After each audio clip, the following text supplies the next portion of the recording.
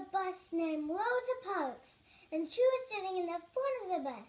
And the man came and told her, "You go sit in the back of the bus. I'm gonna sit in the front of the bus." And she said, "I'm gonna sit here."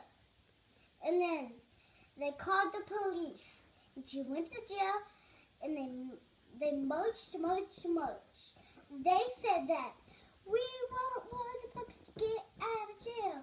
We want Rosa Parks to get out of jail. And then everyone was super hot, super cold, and they finally let her out of jail. So she was very brave, huh? Yes, she was really brave. When you cut yourself, is this all the same inside? That's right. Yeah. So it doesn't matter what color your skin is, does it? Yeah. It doesn't matter if you're like dark brown or black or white or peach. It doesn't matter. That's right.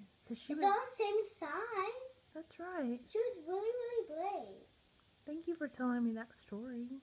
You're welcome.